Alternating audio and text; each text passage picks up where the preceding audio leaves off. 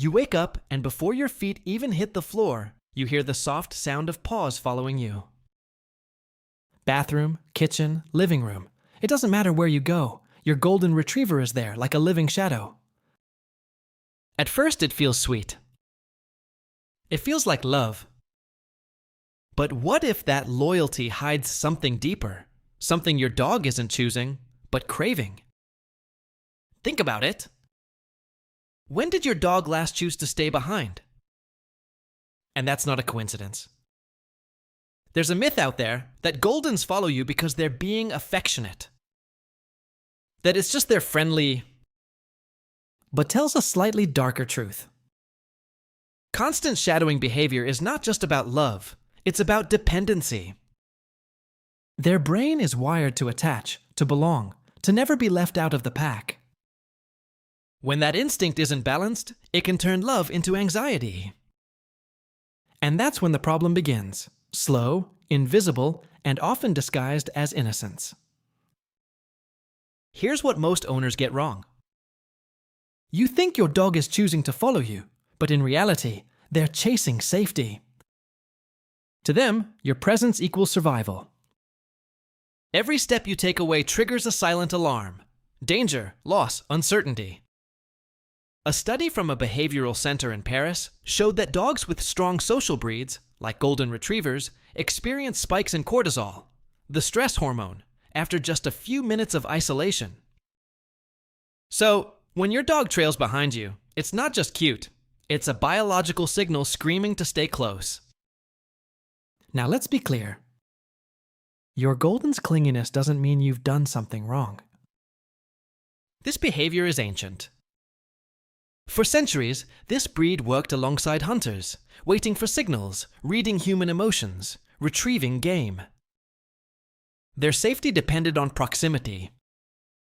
Their instincts say, if you move, I move. That genetic coding never went away. It just adapted to modern life. Today, instead of a pond or a forest, the new territory is your hallway. But here's where it gets complicated. What feels like connection to you, those big, watery eyes and constant tail wagging, can actually be the first stage of emotional dependency for them. Without realizing it, you might be reinforcing the cycle every time you reward that behavior with attention. They follow, you smile. They rest beside you, you pat their head. The bond tightens, and slowly, the anxiety grows.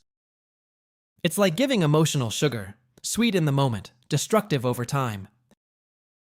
There's something heartbreaking about it, isn't there? Because your dog's devotion, that pure-hearted loyalty, can turn into pain. Imagine what it feels like for them when the door closes behind you. The silence becomes unbearable. The air feels empty. Their brain starts flooding with stress chemicals, searching for the scent, the sound, the proof that you'll return. For you, it's 15 minutes. For them, it's a lifetime echo of loss. When you really look at it, that following behavior is their way of saying, please, don't let me disappear from your world. It's not manipulation. It's fear wrapped in affection. And because golden retrievers are emotional sponges, they pick up on your patterns, your moods, the rhythm of your steps. If you're anxious, so are they. If you ignore them, they crave attention even more. Their hearts mirror yours without filters. Ask yourself this: when was the last time you taught your dog to be okay alone? Not just physically, but emotionally. Separation is not natural for them, but it can be learned. And that's the twist most owners miss. Independence isn't rejection, it's security. If you don't teach them that the world is safe without you for a while, their love will turn into dependency.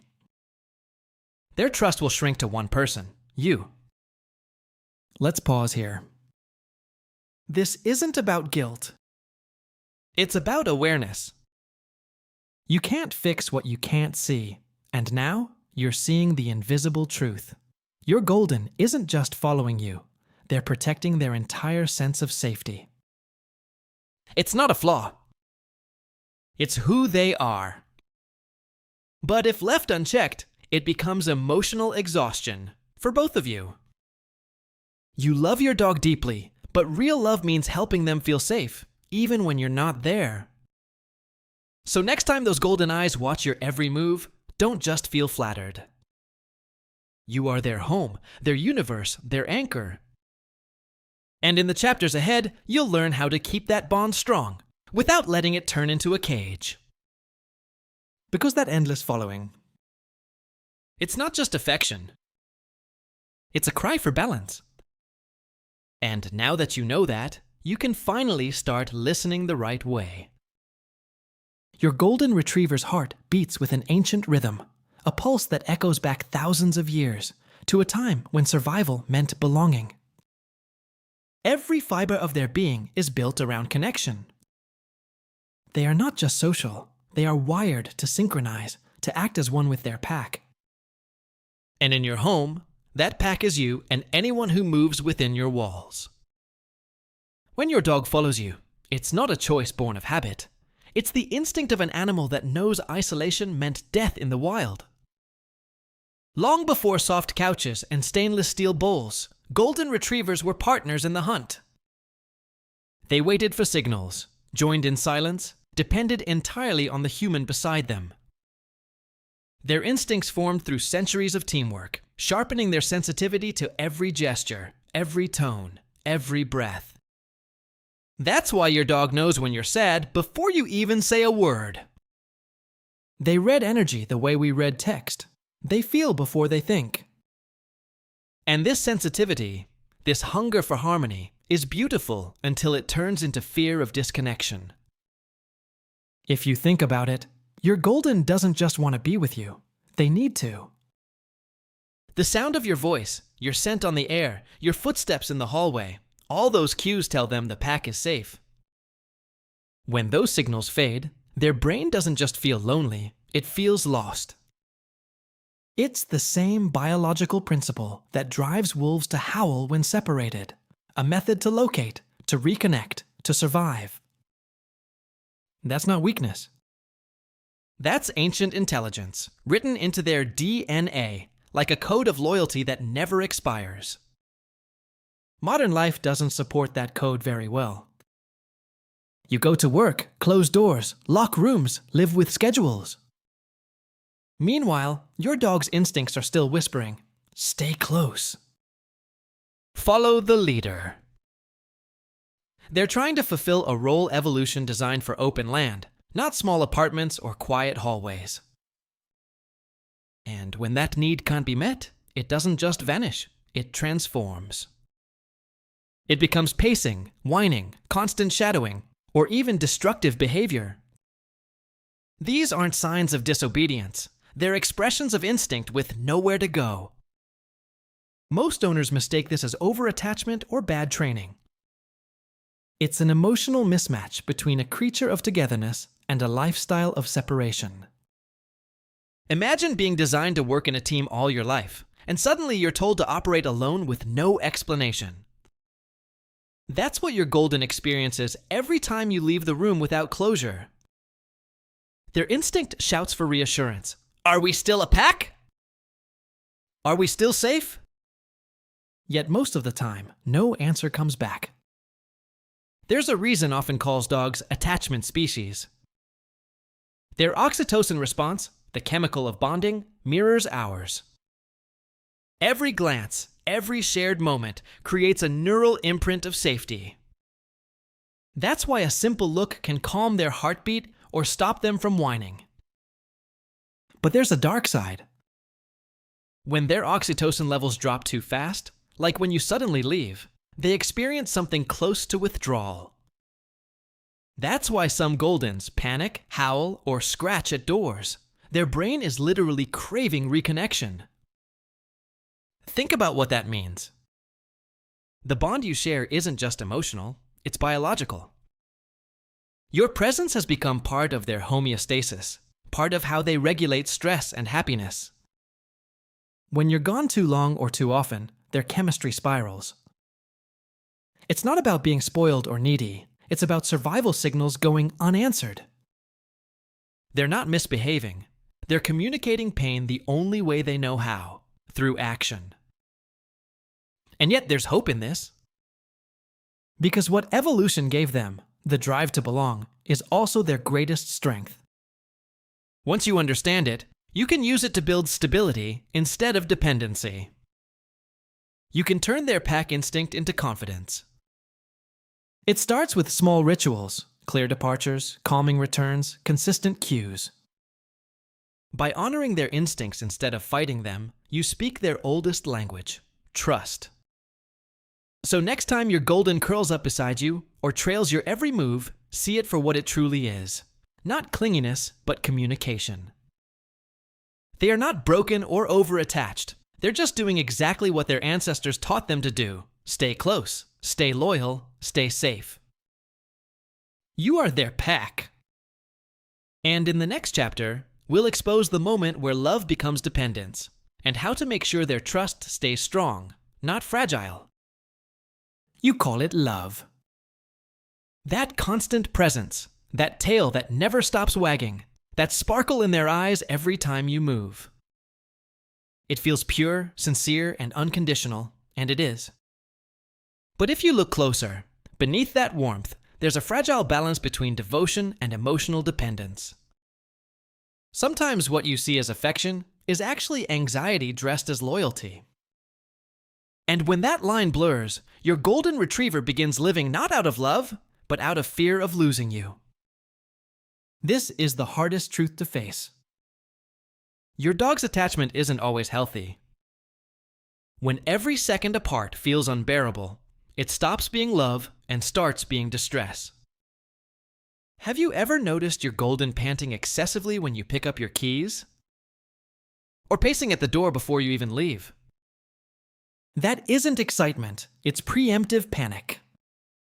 Their brain, trained by repetition, begins to predict your departure and floods with cortisol before the door even opens. Dependence grows quietly, disguised as loyalty. You reward it because it looks adorable. They follow, you smile, they rest under your desk, and you feel loved. But what they're really learning is a dangerous pattern. Presence equals safety, absence equals pain. This invisible equation shapes their emotions day after day until they no longer relax unless you're nearby. It's like emotional servitude masked as intimacy. Sweet, yes, but slowly draining for both sides. Remember, Goldens are emotional mirrors. When you form strong emotional cues, they absorb everything: your tone, your energy, your reactions. If you react dramatically when they greet you, you reinforce excitement.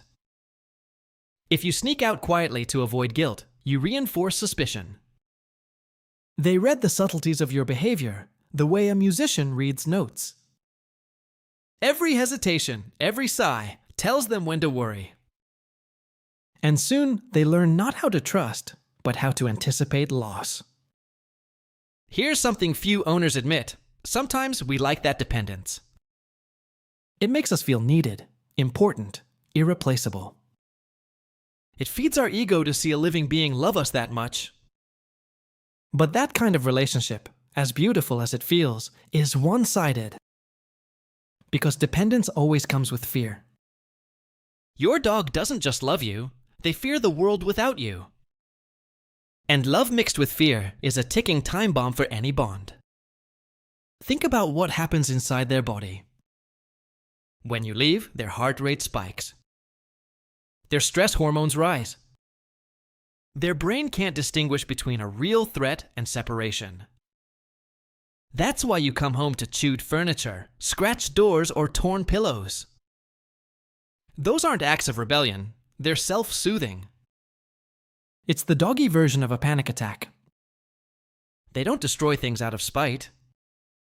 They destroy them because destruction releases endorphins, momentarily numbing the emotional pain. But here comes the twist. You might be unintentionally making it worse. Every time you rush back when they cry, you validate the fear. Every time you give them constant physical contact to calm them, you teach them that distance equals danger. It feels like kindness in the moment, but it's emotional quicksand. The more you comfort their fear instead of fixing it, the deeper it sinks. What started as devotion becomes dependence, and dependence erases confidence. The solution isn't rejection, it's redirection. Your golden needs to learn that your absence doesn't mean abandonment. That silence doesn't mean danger. And that separation can coexist with safety. This balance starts small, letting them rest in another room for a few minutes, ignoring harmless clinginess, rewarding calm behavior instead of following. Each moment of independence rebuilds their internal map, teaching them that safety comes from inside, not only from you. So the next time your golden leans into you for comfort, give love, but not pity. Connection should empower, not enslave. You are not just their protector, you're their guide in emotional maturity. Teach them that calm is strength, solitude is safe, and that love isn't proven by proximity. Because devotion is beautiful, but dependence quietly steals what makes it pure. And if you love them, you'll help them stand on their own 4 feet before you step away again. Every time you grab your keys, your golden retriever's brain starts a silent chemical storm. It's not drama, it's biology. The moment anticipation hits, their cortisol levels climb, their heart rate rises, and their pupils dilate. Their brain is translating one simple action, your departure, into a threat. What you see as a small goodbye, their nervous system interprets as temporary loss of security. That's what modern calls emotional dysregulation triggered by attachment. Oxytocin, often referred to as the love hormone, is the culprit and the cure. When you pet your dog, when their eyes meet yours, or when they curl beside you, both of your brains release oxytocin. That hormone floods their system, lowering stress and reinforcing trust. But when that stream suddenly stops, when the door closes, the chemical balance crashes. Without oxytocin, cortisol takes the stage. And that shift, from calm to chaos, is what creates anxiety-driven behavior in many Goldens. Think of your dog's emotions like a seesaw. On one side sits oxytocin, safety, stability, relaxation. On the other sits cortisol, stress, hypervigilance, fear. When that seesaw tips too far, the mind spirals. Your dog's panting, whining, pacing, and destruction aren't random. They're symptoms of a brain overrun by stress signals. Inside their body, adrenaline kicks in, glucose spikes, and muscles tense for imaginary danger. To survive, their instincts push them to act, even if that action is chewing a cushion or scratching the door. Scientific studies on canine behavior show that these emotional shifts mirror human attachment reactions. It's similar to what a child feels when separated from their parent: panic, confusion, and an urge to reconnect. That's why your dog waits near the window or curls on your shirt. They're trying to regulate through your scent and memory. Their brain treats those fragments, sound, smell, rhythm, as chemical bridges back to stability. This is not misbehavior. It's survival through sensory memory. But here's where the misunderstanding happens. Most owners try to fight separation anxiety through punishment or overcomforting, both of which worsen the imbalance. Punishment raises cortisol even higher, confirming to the dog that separation is dangerous. Overcomforting, on the other hand, turns every departure into a dramatic event. Your voice, tone, or hugs before leaving signal that something big, maybe scary, is about to happen.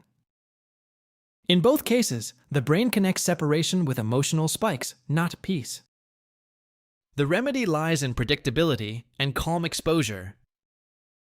When you create routines, your dog's brain forms patterns that lower cortisol even before you leave. It's the same principle used in behavioral therapy. Controlled repetition changes the neurochemical equation. Simply putting on your shoes and sitting back down for a minute before leaving can retrain their brain.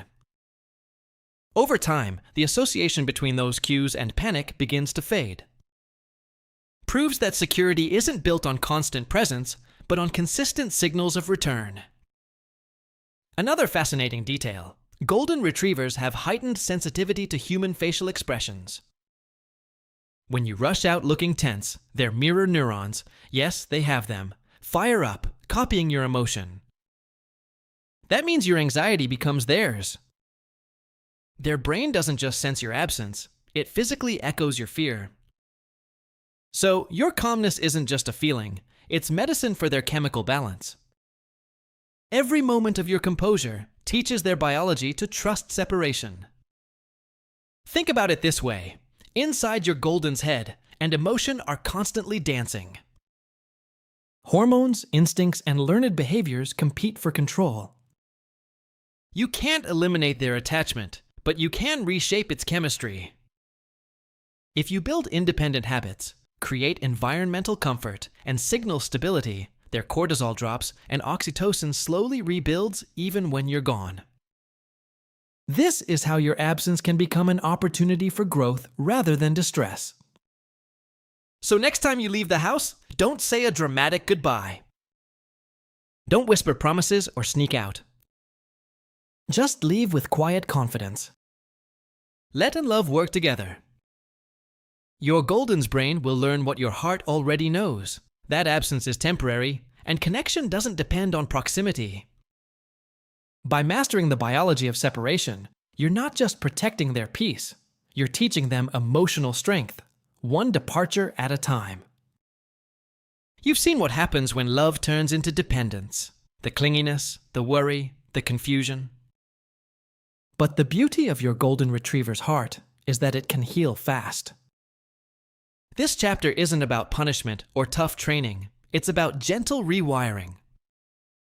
Think of it like emotional physiotherapy, a process that strengthens your dog's confidence one calm moment at a time.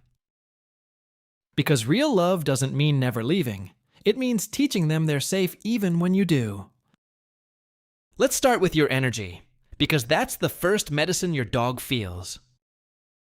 Every time you leave or come back, your tone teaches them how to feel. If you say long, dramatic goodbyes, you inject anxiety into the moment. If you walk out calmly, their instincts mirror your ease. Remember, for them, your composure equals safety. When you treat departures as routine, they stop reading them as danger. Step 1 is called the 2-minute rule, and it's deceptively simple. Before heading out, ignore them for 2 calm minutes. Don't speak, don't touch, don't even make eye contact. You're not being cold. You're signaling that leaving is normal, not emotional. When you return, repeat the same rule: quiet, neutral, low energy. It takes time, but this tiny shift rewires their associations from chaos to calm. Think of it as emotional breathing for their brain. Next comes independence training, the emotional muscle your golden has probably forgotten how to use. Start by creating micro-separations inside the house. Close the door when you go to another room.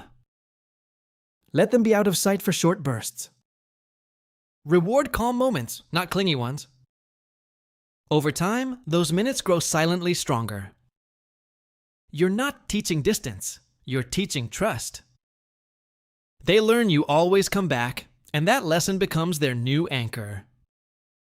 Now here's the trick nobody tells you: comfort doesn't always comfort. When your dog follows you constantly, resist the urge to pet them every time. Instead, wait until they choose peace.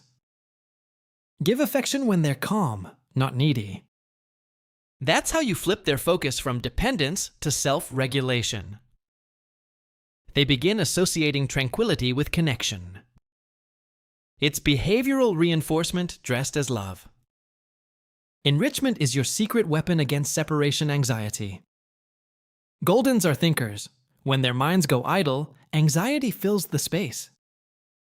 Interactive toys, scent games, frozen treats, each one refuels their brain with curiosity instead of fear. But here's the catch: don't use them only when you leave. Rotate and use them daily so they see independence as play, not punishment. When they feel mentally full, they stop chasing your presence to fill the void. Routine is the hidden glue in this healing process. Wake, walk, eat, rest. Predictable structures build stability in the nervous system. Randomness confuses them, while rhythm reassures them. Your dog doesn't need endless hours with you. They need certainty that you'll always return. Even 5 consistent minutes of focus can outshine hours of distracted company. Quality outlives quantity when the heart trusts the pattern. You might feel tempted to overcompensate, especially after learning how much they depend on you. But be careful not to swing too far. Love isn't about constant presence. It's about consistent reassurance. Give affection freely, but not desperately. Set boundaries that feel gentle yet firm. Boundaries tell your dog the world has structure, and structure builds calm. Without it, their love floats aimlessly, turning anxiety into their language. In the end, healing your dog's attachment isn't about making them less loving. It's about making their love sustainable. Your presence is powerful, but your absence can be healing too. When you teach them emotional balance, you're not breaking their spirit. You're freeing it. They'll still wait by the door, but not with panic, with patience, with trust. And when you return, that tail won't just wag out of relief, it will wag with confidence. So start small. A calm goodbye. A toy before you go. Do it today, then tomorrow, and the day after. Each repetition stacks peace inside their mind, like quiet bricks of safety. And one day, you'll close the door, step out, and realize something's changed. Not the love, it's still glowing, but the fear is gone. You didn't just train your dog, you healed a bond that was always meant to be unbreakable.